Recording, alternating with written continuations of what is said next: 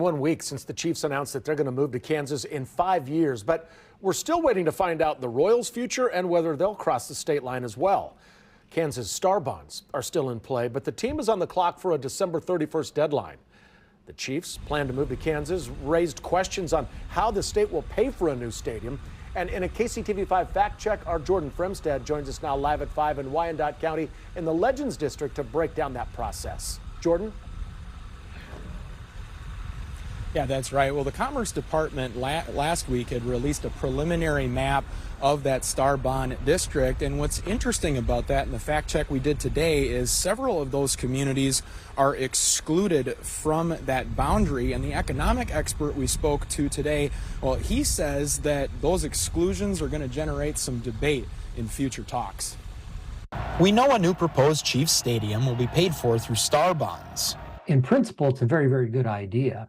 Kansas Commerce says the public will fund 60% of the project. Part of the cost of doing business, if you're going to have an NFL team, is you've got to inject some public money. Tim Hamilton serves as professor of economics at Johnson County Community College. So we believe there's no such thing as a free lunch.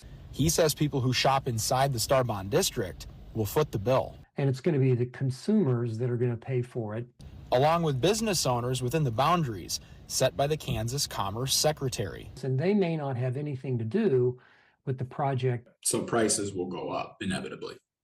Prices will inevitably go up in those particular areas.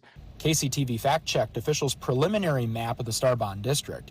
It excludes several communities, including Mission, one of Johnson County's wealthiest neighborhoods. If you're running a small business, you probably would like to be receiving the benefits of the district without necessarily having to pay the tax or your consumers paying the tax.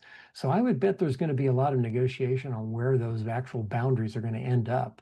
Officials also promised the stadium project would create 20,000 construction jobs and 4,000 permanent jobs. However, Hamilton argues not all jobs are created equal. Is a popcorn vendor who shows up for 9 Chiefs games to work for 5 hours, is that a full-time job?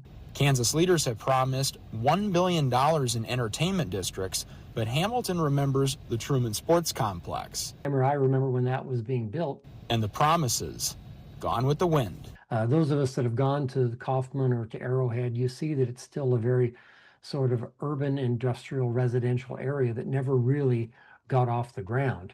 However, he is optimistic this time around about the plan for Kansas, and he appreciates the information released so far. So it looks like they're opening it up to be a transparent process, and that's certainly a good thing.